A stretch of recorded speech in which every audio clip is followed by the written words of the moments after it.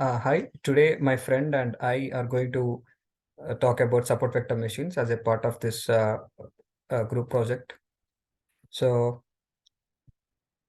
our agenda for today's session would be talking about support vector machines and introduction of what support vector machines basically does, and the types of SVMs that are present, and the kernels that what are kernels and what types of kernels are present. And we are going to implement the practical. We are going to see the practical implementation of SVM on a dataset as well. So to briefly explain about SVM, SVM is one of the well-known supervised machine learning algorithms, which is used for both classification and regression problems, but people tend to use it mainly for classification problems.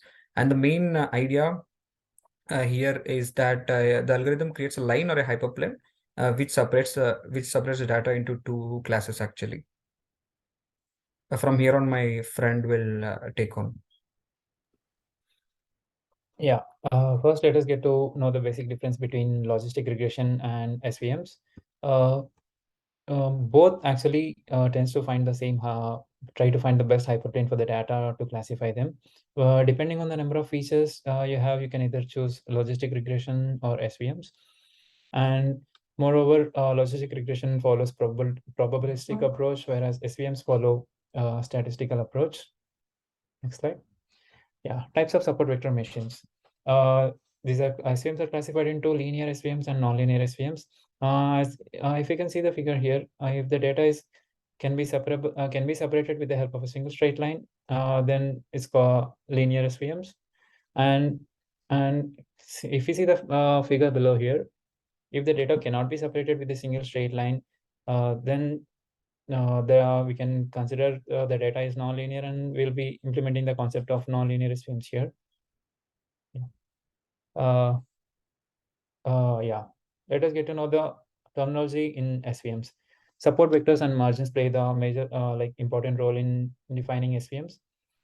Yeah, the data points which are uh, very close to the hyperplane on either side are called the support vectors, and this dotted line represents the margin on either side of the plane. And yeah, so margin. Yeah, if we need to find the distance between the points on either side, and the best fit hyperplane is said to be when the distance between these 2 points is maximum. Yeah. How does the support vector machines work? If we see the figure here, the data can be easily separable with a single straight line, but we know there can be infinite number of lines that can be drawn between these two classes here. So the best fit hyperplane is said to be find when we find the best line.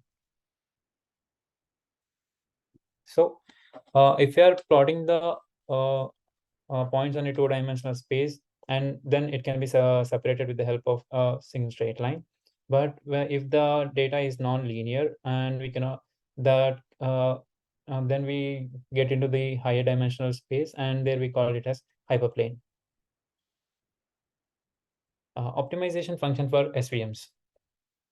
If we can see the figure here, x1 be the distance from origin to the vector point on the positive side here on a single class, and if x2 can be the distance from origin to the point on the negative side or in the other class of the data.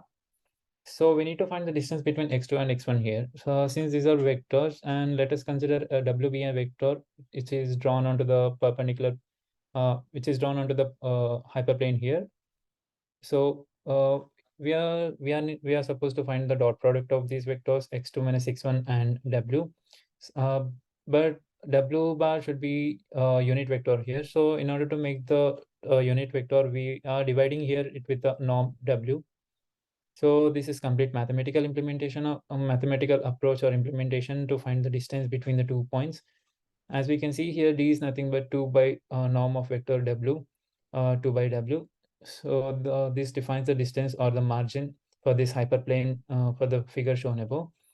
In order to get the maximum margin, we need to maximize the function which we obtained here. Below implementation shows how the margin can be maximized. Yeah, problems or limitations with SVM. If we see the figure here, those data cannot be separated with with the straight line.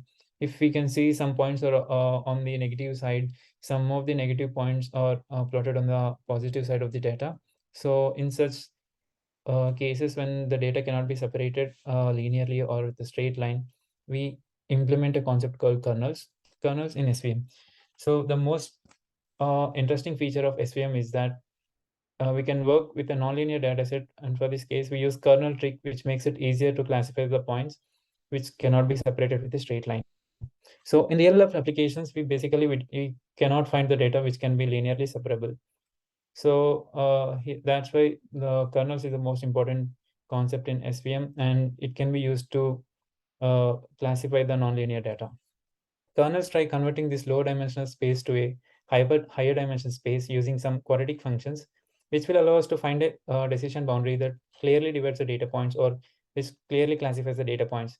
These functions help us to do kernels, and this is purely obtained. The concept of kernels is purely obtained, determined or obtained by hyperparameter tuning. Types of kernels.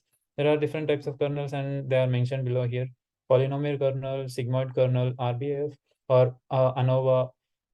These ANOVA kernels are mainly used with regression problems, and in RBF kernel is mostly used with SVMs. Yeah. No, we can see how in the figure below how the nonlinear data which cannot be separated with the straight line is in higher dimension is converted. Yeah, how it is converted in the higher dimension. Next slide. My friend will take over and he will be giving some practical implementation of SVM. Thank you. Yeah, so as my friend have explained about the theoretical part of SVM, we are going to see the practical implementation of SVM. So for this, we have choose Wisconsin's breast cancer dataset, and it has 33 features and 569 records to be precise. So the main objective is to use all these 33 features in the dataset, basically 32 features, including the diagnosis as the 33rd variable. So we'll be categorizing the data as malignant, or which is cancerous, or benign, which is non-cancerous. So I'll be showing you the practical implementation of the same over here. Yeah, so if you see, we have first loaded all the pre-required libraries for our analysis, and I have loaded the data into one of the variable called data cancer.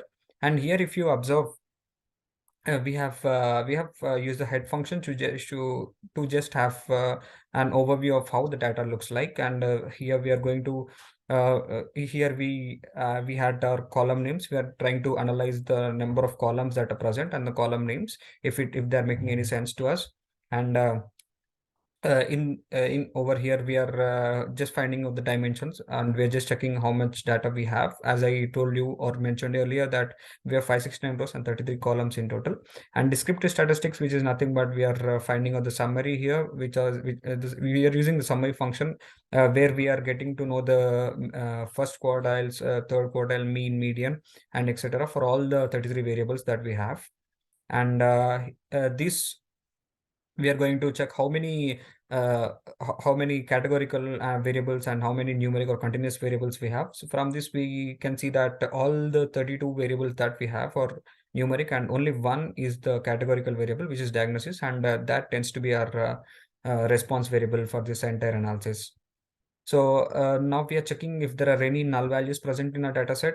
And we can see there is a column named X, which consists of 569 null values in that entire column. And after going to the data, we can see that it's just nothing but a bunch of null values. So we have chosen to remove that entire column. And also we are removing the first column as well, which is nothing but the IDs, and does not have any significant impact on the analysis. So we are trying to remove both the ID and the X column as well. So univariate analysis, performing univariate analysis. Now we are going to count the number of malignant and benign records that we have in our data, and it's visible that there are a high number of benign records and which is 357 and 212 of malignant records as well. So the interesting part is like we have here we are going to visualize all these different variables based on diagnosis. So this is so here these are classified as three types: underscore mean and underscore SC and underscore worst. So we have categorized them and grouped them, and we have plotted the same. And here, if you see, there are certain variables where the distribution is not uniform. So if you see here, the distribution is not uniform. So we are trying to get a uniform distribution by performing the logarithmic uh, we are just performing the log transformations, and on the data that there is no uniform distribution is seen. After performing these logarithmic transformations, then this is how the data looks like. So we can see that there is a significant change. And after this, we have found that there are 13 infinite values or infinity values that are present after performing this logarithmic transformation. So we have converted it into NAs, and then we have just omitted those all the null values. And the multivariate analysis here is nothing but we have just plotted a correlation heat map to see what are highly correlated features that we have in our data set. And we have put our cutoff as 0.85% as a 0.85 correlation, so that higher than here we are going to get all the variables that have high correlation than 0.85. And we are going to remove all this because this can have a negative impact on our data, and also it helps the model's learning process as well. If we remove all the highly correlated variables that we have, they won't add any new information, but they'll simply complicate the algorithm's complexity, and then there's a prone to errors. And now coming to PCA, which is principal component analysis, we are going to perform this principal component analysis on both the main data, which is with all 31 columns, and the data after removing the highly correlated columns as well. So if you see, we have used a PRCom function and stuff here. So it's basically known that there are in the very first principal component PC1 and PC2, there is a lot of variation between PC1 and PC2, and that can be seen here, which is 46% and 19%. And all after that, all the remaining have a very negligible amount. So we are taking into consideration only both the PC1 and PC2. These are the graphs that represent the same as well. And here we can see that there are 10 top 10 scores of PCA variables, and these are the 10 columns that have this large variations, we can say. And after removing, as I told you, after removing the highly correlated features, that we have another data frame, and even that we have a high correlation, or high variance between the PC1 and PC2, and that is a pictorial representation or the graphical representation of the same as well. And here on it's the same of what are the top 10 variables or PCS scores, and these are all the top 10 scores. After this thing is done, we have directly gone to model training and evaluation. We have split our data into two parts, like train and test, which is train consists of 65% of data and test consists of 35% of data. And that's 364 rows in train and 192 in test. Here we can have a gist of train data set. So after that, we have directly fit our model. As I told you, diagnosis will be our response variable. So we have put the data as a formula is given. And if you see here, we have predicted the same on the testing data, and we have achieved an accuracy of 91.67%. So if you observe here, we have used the kernel as polynomial kernel. So for this, we have achieved an accuracy of 91.67%. And coming next, we thought of trying one more kernel, which is linear kernel. So here we can see that when we try to predict and fit the model, the confusion matrix over here, we have got an accuracy of 93.23%. So from this, we understood that there can be a significant impact on the type or the kernel that we are using as well. So coming back to our presentation, so we are just going. We have just placed the same concept over here.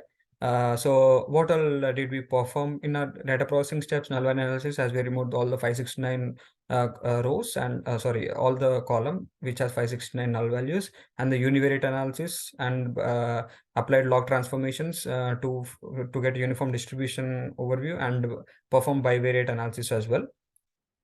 And as I told, in null value analysis, we have just removed the data, and a univariate analysis where we have got the count of both these, and also what are all the variables that this diagnosis impact on.